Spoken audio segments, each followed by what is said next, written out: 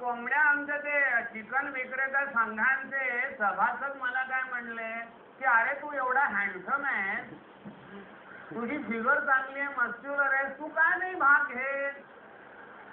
शेवटी कोंबडी हे गावठी कोंबडी महासंघानं माझी एंट्रीच दिली आणि मला हे सक्तीनं द्यायला सांगितलं.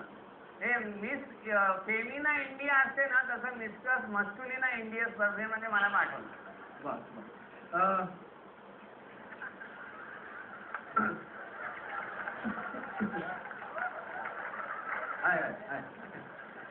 तर तुमच्या चालण्यातल्या लवचिकपणामुळे आणि तुमचं जे मादक स्मित हास्य आहे त्यामुळे तुम्ही परीक्षकांची मनं तर जिंकली.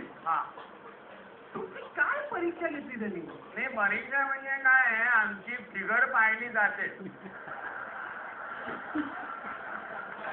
त्याशिवाय चेहरा पाहायला जातो, मजबूत दात आहेत की नाही पाहिलं जातं, स्मित हास्य कसं आहे ते पाहिलं जातं. आणि शिवाय नाही आम्हाला ते प्रश्न विचारतात, आमची बुद्धी, आमचं आकलन, आत्मविश्वास, सामान्य ज्ञान याची सुद्धा परीक्षा घेतली जाते. म्हणजे अंतिम स्पर्धेमध्ये माझ्या बरोबर जर्मन, अमेरिकन, बॉस्नियन, जमैकन आणि जपानी असे आम्ही 5 जण होतो. म्हणजे जपानी आणि मी दोघेच आशियामधले होतो, पण त्याची अक्कल कमी पडली जपानी. अहो, इलेक्ट्रॉनिक टेक्नॉलॉजी वेगळी आणि सौंदर्य स्पर्धा वेगळी. बरोबर काय असं झालं.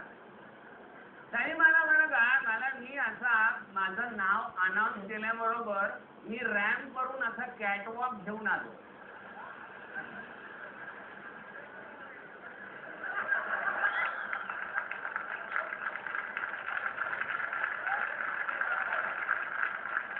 ते बरं का जजेस एवढे थक्क झाले माझा डौल पाहून की त्यांनी लगेच तोंडात बोटं घातली. स्वतःची बोटं नाही, शेजारच्यांची सुद्धा.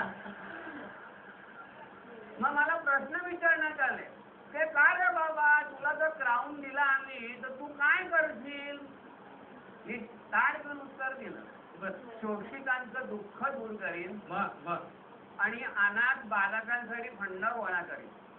ही मॉडेल आन्सर्स आहे, सौंदर्य स्पर्धांच्या गाडीमध्ये मिळतात. 5 स्टार हॉटेलमध्ये मुलाखती झाल्या की हा उत्तर द्यायची, त्यांना बरोबर पडलं. मग त्याने पुन्हा मला विचारलं, आणखी काय करशील? मी जरा चिडलो. पुन्हा आणखी काय करेन म्हणजे काय? मी वणवे विकवी, कोंबड्या वाढवी, तुमच्या बाबत काय घेऊ? शेवटचं वाक्य मनात म्हटलं. त्यांना तेही आवडलं. जजेस खुश.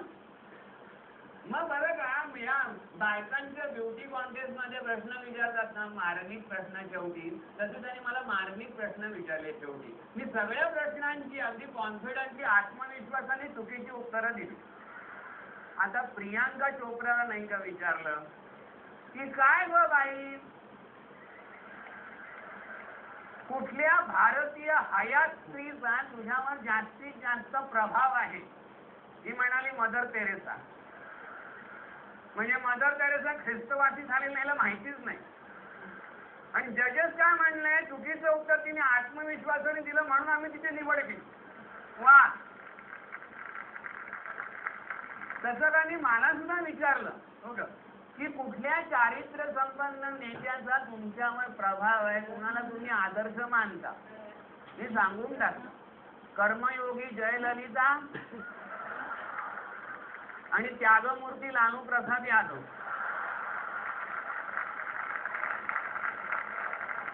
आत्मविश्वास महत्वाचा. नंदी म्हणजे सध्या या लागोपाठ होणाऱ्या स्पर्धांमुळे उत्साहाचं वातावरण आहे नाही? म्हणजे काय, कशा या भारतीय सुंदर या बरं का एकमाठोपाठी स्पर्धा जिंकताय. आता नवल वाटण्याचं सुद्धा संपून गेलंय बरं का, धरूनच चाललंय जिंकणारच.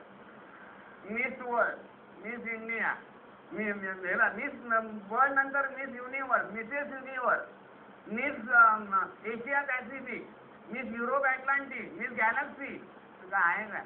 सुष्मिता सेन, ऐश्वर्या राय, डायना हेडन, प्रियंका चोप्रा, आदिती गोविंदरीकर, नंजी, मदिया मिर्झा, चालू लागलं. आता माझ्यापासून पुरुष विजेत्यांची परंपरा सुरू होईल. आता काही विघ्न संतोषी लोक म्हणू देत बरं का, की हे कॉस्मेटिक कंपन्यांच्या लॉबीचे टॅक्टिक्स आहेत म्हणून. मोठं मार्केट त्यांना कॅप्चर करायचंय म्हणतात, मार्केटिंगच्या टॅक्टिक्स आहेत. म्हणजे क्रिकेट मॅच फिक्सिंग सारखं ब्युटी कॉन्टेस्ट फिक्सिंग आहे म्हणतात. बरोबर आहे, आपल्याला काय बोलू देत त्यांना. पण मी सल्ला देतो की आमच्यापासून भारतीय पुरुषांनी बघा का, आता भविष्य काळ आम्ही सौंदर्य स्पर्धा गाजवण्याचा आहे. बरं, तुम्हाला हिरो उभं राहता येत नाही मला ब्युटी कॉन्टेस्ट मध्ये, सौंदर्य स्पर्धेत भाग घेतल्यापासून. कधी कॅमेरा माझ्यावर असतो असं नाही. तुम्हाला विजेते पदाचा मुकुट घातल्यावर हा, तुमची प्रतिक्रिया काय छान होती. काय होते ना, हो, दाखवू? म्हणजे मुकुट घातल्यानंतर मी बाहेरांना अशी प्रतिक्रिया दिली. म्हणजे एकदम आश्चर्य दाखवलं. त्याच्यानंतर मग रडू, मग हसू, मग हसता हसता रडू, मग रडता रडता हसू, आणि मग आनंदाचे डोही आनंद तरंग, पुण्यासारखं हसत सुटलो. तुम्हाला मॉडेलिंगच्या सध्या बऱ्याच असाइनमेंट आहेत. तुम्ही वेळात वेळ काढून तिकडे आलात, इकडच्या पुरुषांना मार्गदर्शन केलं. हो, आलाच म्हणजे काही यायलाच हवं. या गौरव पुरस्कारांचं जेवण आहे ना, माझ्याच कोंबड्या मागवल्या. मी ऑर्गनायझरने काय म्हटलं, अरे म्हटलं बाबा ना एवढ्या कमी कोंबड्या का? तर म्हणाले फक्त मानकऱ्यांना जेवण आहे, बाकीच्यांना बघायचं लांब. आणि त्यांनी शाकाहारी जेवणाचं सुद्धा ऑर्डर मनात दिली. मी आतमध्ये सोललेल्या कोंबड्यांबरोबर दुधी भोपळे आणि पडवळ सुद्धा टांगून ठेवले. बघणारे गाफीलपणे विचारत होते, हे कुठल्या प्राण्यांचे कुठले अवयव? अरे करण्या, अरे कोंबडी आणि दुधी भोपळे कापायला घे. कापायला घे कोंबड्या. तो डोंकावला बघा, कार्यक्रम बसतोय हा घेऊन. अरे कुक्कुट कोण? आपले तीर्थरूप कापणार का? तीर्थरूपचा अर्थ कळला नाही त्याला, इंग्लिश मीडियमचा आहे. अरे कोंबड्या कोण कापणार? तुझा बाप का रे डुकरीच्या? हे कळलं बरोबर. हा चला, नाही घे कापायला घे. जरा मी जरा जाऊन येतो बरं का. मी जाऊन येतो, माझ्या जरा मॉडेलिंगची असाइनमेंट आहे. हे ऍड फिल्मचं शूटिंग आहे माझ्या मॉडेलिंग.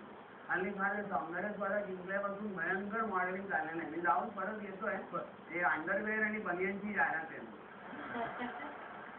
गोविंदा आहे बरोबर, गोविंदा. मला बघून नर्वस होणार. धन्यवाद धन्यवाद.